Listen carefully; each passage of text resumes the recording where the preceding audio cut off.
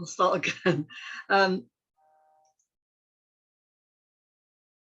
Sorry about that. Yes, welcome everybody. This is it's very lovely to see. Well, there's at least 30 people here, so that you're not all suffering from Zoom fatigue, and that's a great thing because this is going to be a very important lecture. So we're looking tonight at from the basically the centenary of the Irish Civil War. Before introducing our speaker, Dr. Sean Byers, let me just welcome you on behalf of Marks Memorial Library. My name's Mary Davis. I'm the Secretary of Marks Memorial Library. And I know people are here from all over the place, so they're not all from London, but if you haven't visited the library, please do so.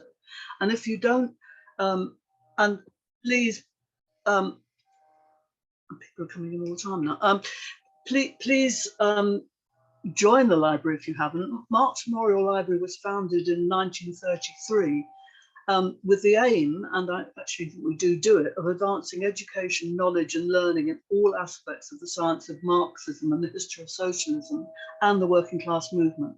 That's our aim, and I think we still continue with that aim, and I think we do it relatively successfully, as tonight's lecture I'm sure will be evidence of. And we've been at the heart really of the British Labour movement for actually next year will be our 90th year.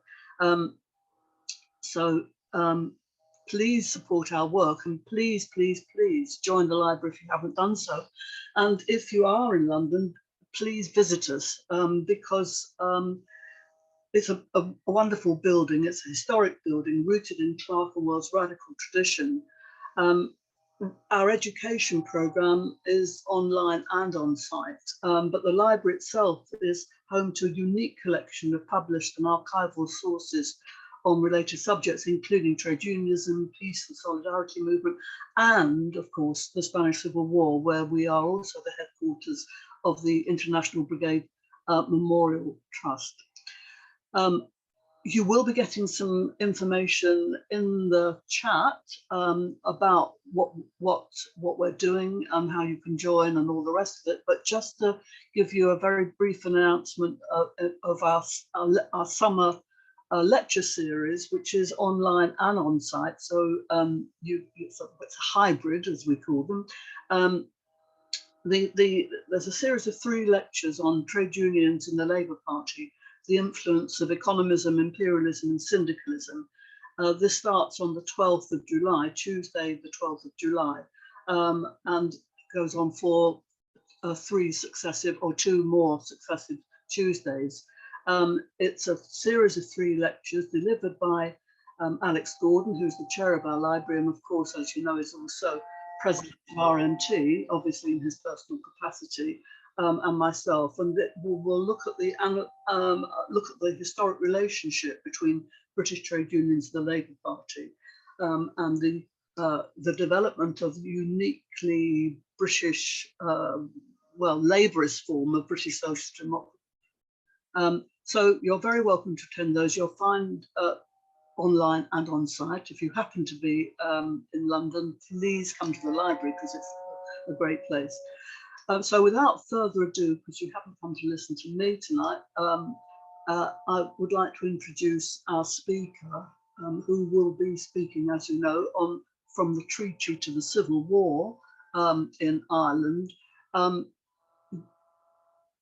Sean Byers works for Trademark, which is a wonderful organisation, a trade union linked organisation focused on anti-sectarianism, political education, and the new economy. I'm not sure what the new economy is, but don't bother to explain it, Sean.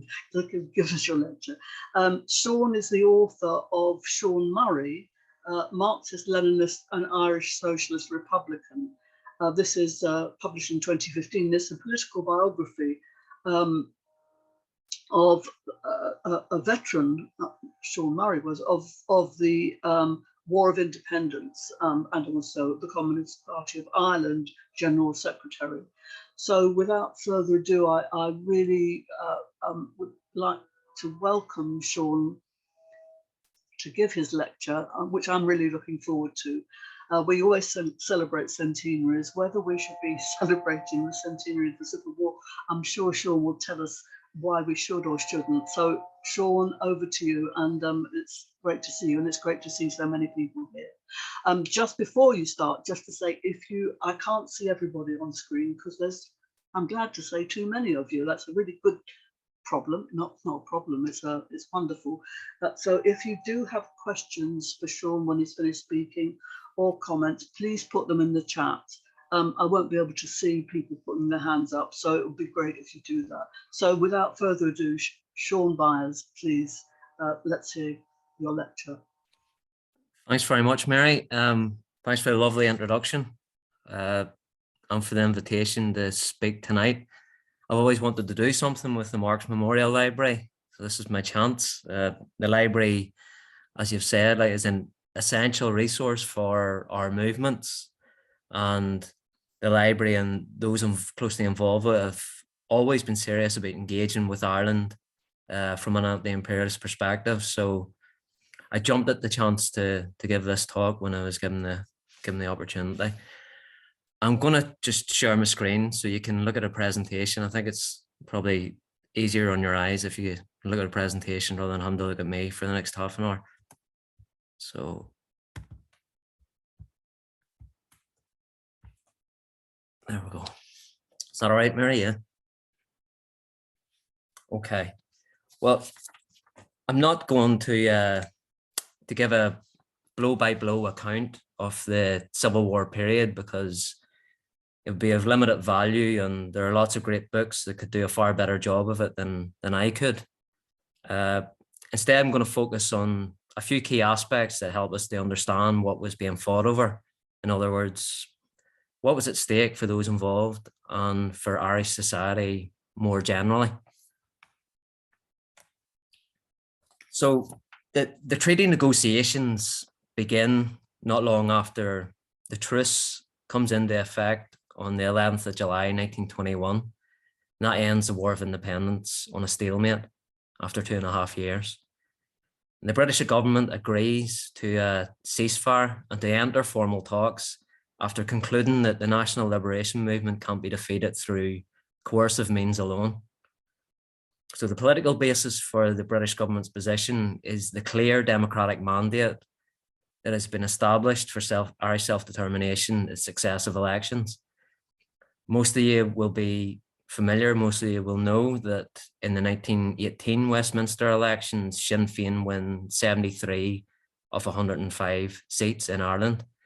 And that election is widely understood to be a referendum on independence. This is followed by the 1920 local elections, when over 70% of the Irish electorate vote for candidates that have declared explicitly for the Republic. So that's Sinn Féin candidates, it's the majority of Labour candidates, and it's those who stand on a joint Sinn Féin Irish Transport and General Workers Union ticket in the south of the country. Now, the British Prime Minister, Lloyd George, initially refuses to acknowledge that there's a war going on in Ireland. He persists with this notion that it's the job of the domestic police force, the RIC, to take care of the IRA, but they're not up to the task. And from 1920 through to the truce in the middle of 1921, the British come to rely more heavily on military resources and methods. So you have the recruitment of the Black and Tans and the auxiliaries who go on to terrorize the civilian population. You have an escalation of midnight raids, searches, mass internment. You have the execution of IRA volunteers from late 1920 into the middle of 1921. And then ultimately the army itself is deployed and martial law is declared in at least 8 counties, again in the south of the country. And even as secret talks are taking place in the first half of 1921, the violence is escalating. So there are around 1,000 people or so killed in this period alone.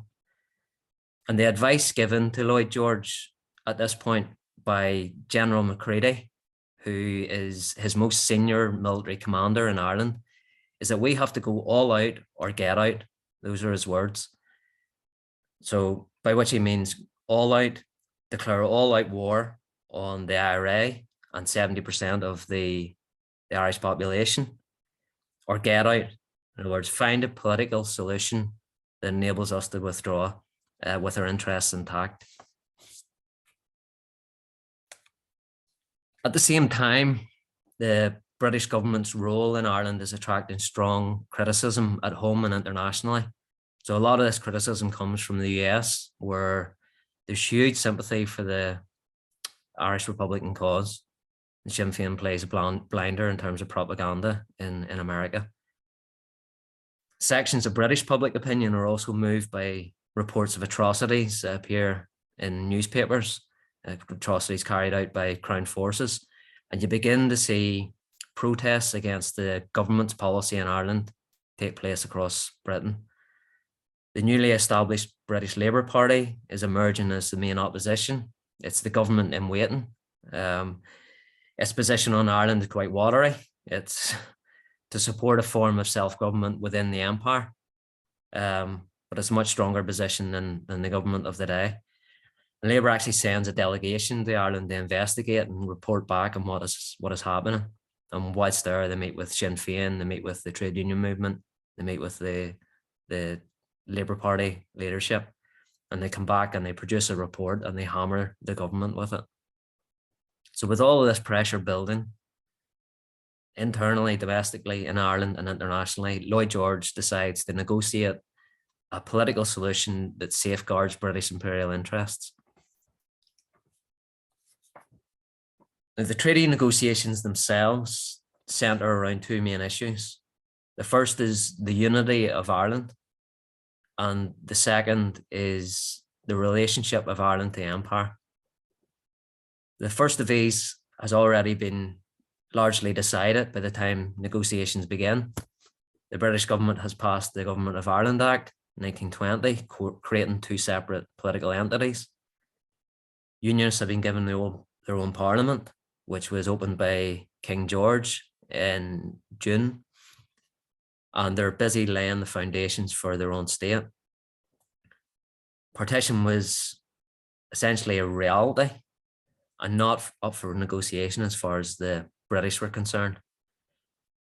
So what the British do to box off the issue of partition is that they offer a boundary commission, and they convince the Irish delegation that the commission would give large parts of end up giving large parts of the 6 counties to the south.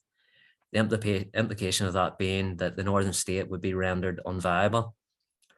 Now, at the same time, he's telling James Craig, the unionist leader in Belfast, who doesn't feel any obligation to take part in the negotiations, that the future of the 6 county state is secured. So he's telling two sides two different things. And the Irish delegation is swayed by that. The delegation is more divided on the question of empire, and this reflects the fact that Sinn Féin is a broad-based coalition of different interests and political traditions. So at one end of the spectrum, you have people who are totally committed to the Republic. At the other, you have people who are more like home rulers, in effect. And the British use these divisions in the Irish delegation, and they focus in on the individuals who they believe are most likely to accept something short of a republic. So the long and short of it is they pick off Arthur Griffith. He's the first to fall. And he's followed by Michael Collins, who reluctantly agrees to sign the draft agreement. That leaves Gavin Duffy, Robert Barton, and Erskine Childers, who's the secretary, who all want to hold out. Now, at this point, the delegation is supposed to bring the draft agreement back to the Dáil, where it can be amended or debated and amended if necessary. That's De Valera's understanding. That's the cabinet's understanding. And that's what they intend to do. Well, before they can do that, Lloyd George intervenes at the 11th hour, and he presents them with an ultimatum. and he produces 2 envelopes for dramatic effect. And he says, listen, lads, I have 2 letters here, one of which is going to James Craig in Belfast in the morning. The first letter indicates that we have total agreement on the draft treaty, and it's done and dusted, and there's nothing more to discuss. The second letter says that we have no agreement and we're returning to war immediately. And his threat, according to Robert Barton, is of immediate and terrible war within 3 days. Now, none of the Irish delegates want to be responsible for the war resuming. We don't know whether Lloyd George is bluffing, but they believe him. So they all sign the agreement without referring it back to the Dáil. And it's this agreement that's presented as the final full agreement and narrowly endorsed by the Dáil after 3 weeks of heated debate. So what's in the treaty? What are the details? And you can see the proposed is scribbled out. It's no longer a draft. This is the Articles of Agreement. The 26 counties are granted dominion status within the empire, but with less independence than the likes of Canada and New Zealand. The Free State has to accept the oath of allegiance, the king as the head of state, and a continued role for the Lord Lieutenant in Ireland, who's the British government's historic sort of representative in Ireland going back centuries. Britain holds on to the treaty ports, which ties Ireland to an imperial foreign policy, north and south now. And the Free State agrees to take on its share of the imperial debt, including the debt incurred in the occupation of Ireland.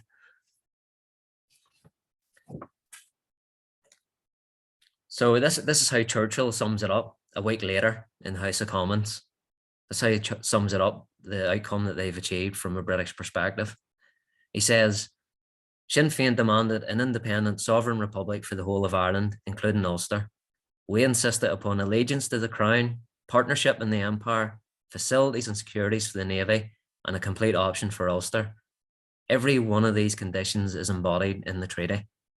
So he's saying, look, we get everything we were after here. So where does that leave the North? Well, if you look at the treaty debates that take place in the Dáil, it's the issue of the Republic and Southern Ireland's relationship to empire that totally dominates the discussion. And the historian John Dorney of the Irish Story blog has done the spade work in this, and you can see how many times the Republic is mentioned compared to the North. Outside of the Dáil, of course, the Dáil isn't representative of the Republican movement, much less the population at large. So outside of the Dáil, the North is always there in the background. It doesn't go away. Sectarian violence in the 6 counties continues into the first half of 1922. There's about 500 people killed and thousands more displaced during this time. Both sides of the treaty split provide shelter and support to refugees coming down from the North. At the same time, you have a section of the pro-treaty IRA leadership, Michael Collins, Richard Mulcahy, and Owen O'Duffy, secretly backing a joint IRA offensive on the Unionist state in May 1922. And Owen O'Duffy is actually telling IRA brigades in the border counties that the treaty isn't worth the paper it's written on. We're just buying time so we can regroup, and then we'll blow shit out of the treaty. This is at the same time that Collins is in talks with Unionist Prime Minister James Craig about bringing the violence in Belfast to an end. So they're playing both sides there. And the most plausible explanation is they're trying to keep as much of the IRA on board for as long as possible. In the event, the May 1922 offensive is a total disaster. None of the IRA divisions based in the Free State take part, and plans for a renewed offensive fail to materialise. And by the time the Civil War itself breaks out in the South, the fight for the 6 counties has largely been abandoned by the pro-treaty leadership. The Civil War itself, so it begins in earnest on the 20th of June 1922, almost 100 years to the day.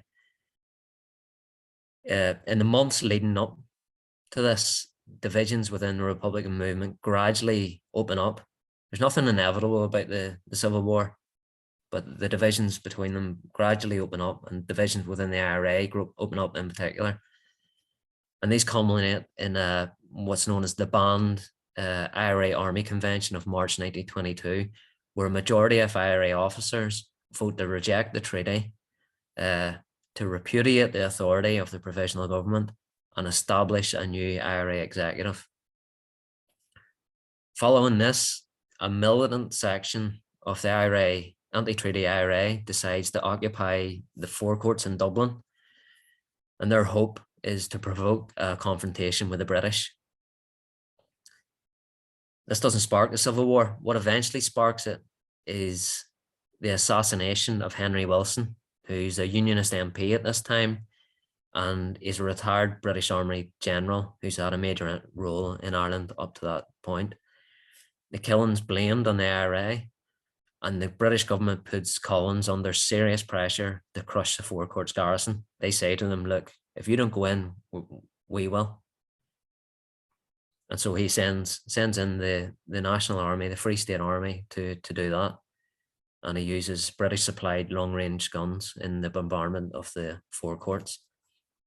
The anti-treaty forces are effectively defeated within months, but the fighting continues for the guts of a year, leaving over 1,000 people dead, including the 81 people executed by the Free State.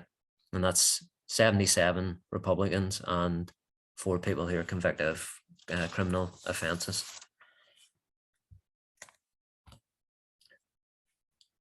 And what of the class dimension? The Civil War isn't a class war in any clear-cut sense. If you read the treaty debates, again, you wouldn't be able to identify a clear split along social or class lines. In fact, the only TD during the debate to refer to the Democratic programme of the First Dáil is a pro-treaty TD from Dublin. But the work of people like Gavin Foster and others has shown that there is a clear difference in the class interests and the respective social bases of the two sides. So the treaty is backed by big business, overwhelmingly by big business, the big farming class in Ireland, the majority of professionals, and the Catholic Church.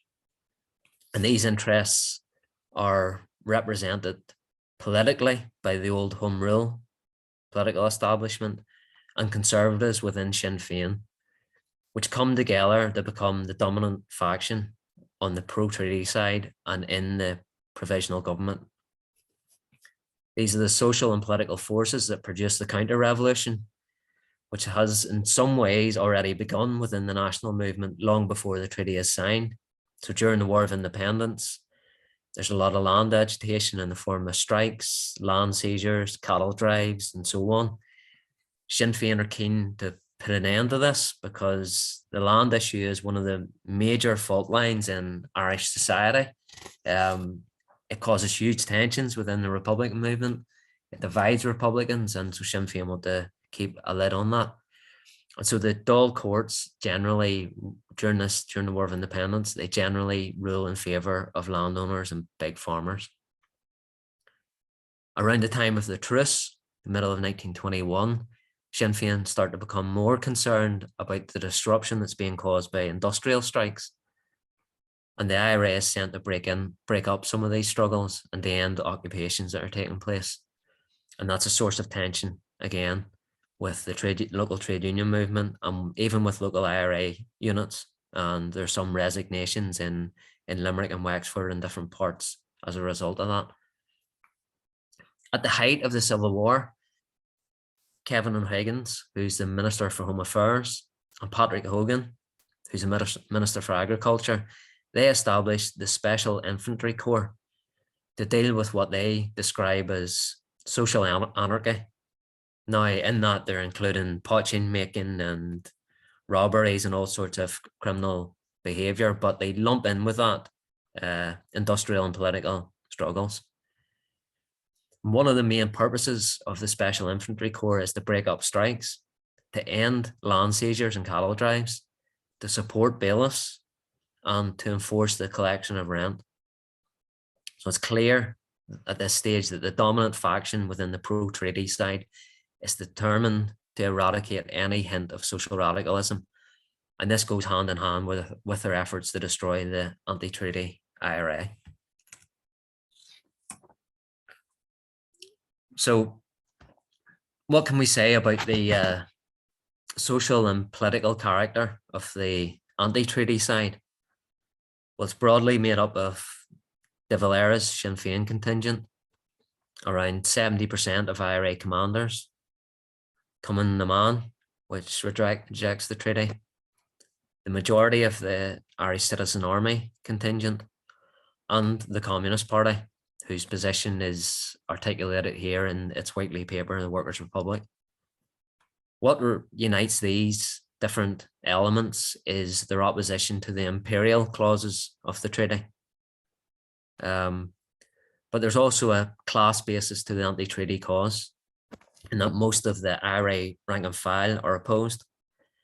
And the anti-treaty resistance is strongest in the poorer parts of Dublin, Munster, and Connacht. The problem with the anti-treaty IRA's approach is that it pursues a narrow military strategy. They really fail to elaborate what their pursuit of the Republic means in concrete terms, and they massively underestimate the need for popular support to sustain a guerrilla campaign against superior forces. That's the popular support that existed during the War of Independence period, but doesn't exist now.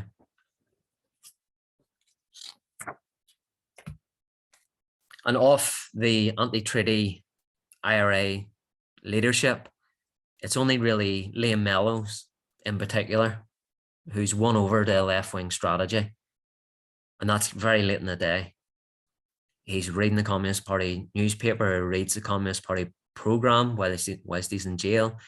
And he produces what's known as the Notes from Mountjoy, which is what he sees as the basis of an anti-treaty program. And it sort of combines the best elements of what the Communist Party is proposing and what he sees as the best elements of the democratic program in the First Dáil. It's quite a radical program, but it's proposed quite late in the day, and it doesn't cut through to the wider movement. The militarists ignore it, and others are later in coming to embrace it. It's easy for us to say what they should or shouldn't have done, but socialist Republicans such as Pat O'Donnell were very quick to identify this as one of the anti-treaty IRA's major failings at the time. He said they should have listened to Mellows, should have adopted his program at the earliest opportunity and tried to popularize it along with any military campaign. And finally, and I'll finish on this, what about the role of organized labor?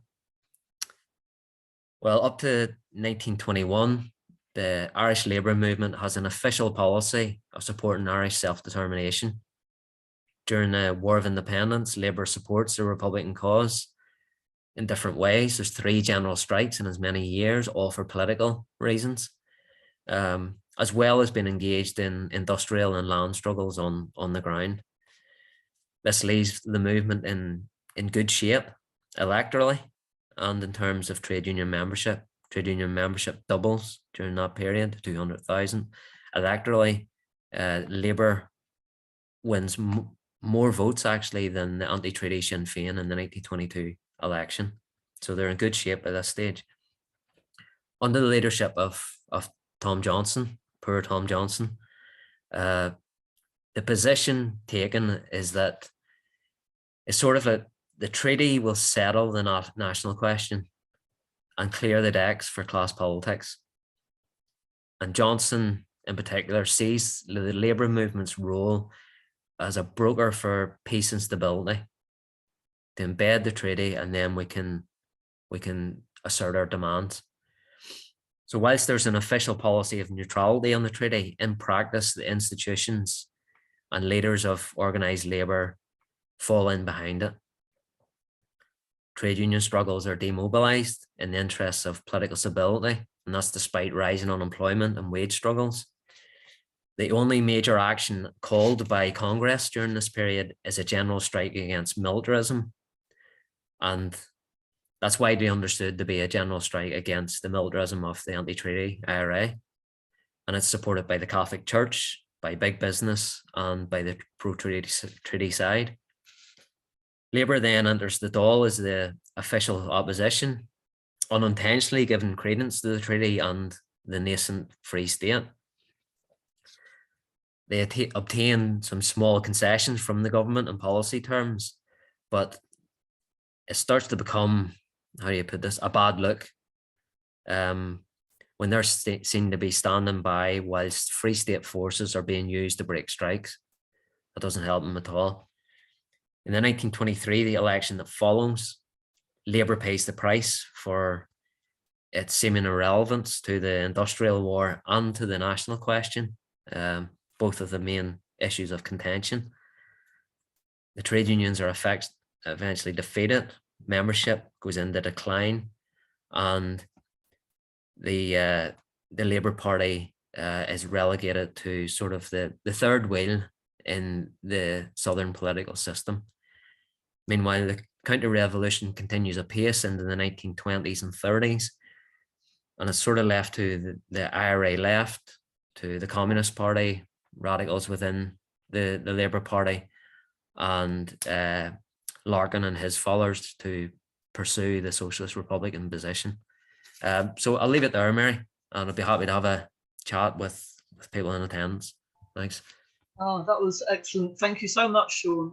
Can you stop sharing your screen? Of course, I take poor Tom Johnson down. He suffered enough. Yeah, suffered enough. Well, we haven't suffered at all, and thank you. That was great, really great. And I know there are questions now in the chat, and I think the first question you will love to answer from Peter Dobson: how did the 1917 Bolshevik Revolution in Russia and subsequent events around Russia affect this period in Ireland?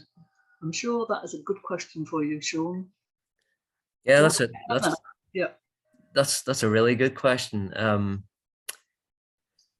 Yeah, the Republican movement makes a real play of asserting a demand for self-determination and independence on the international stage.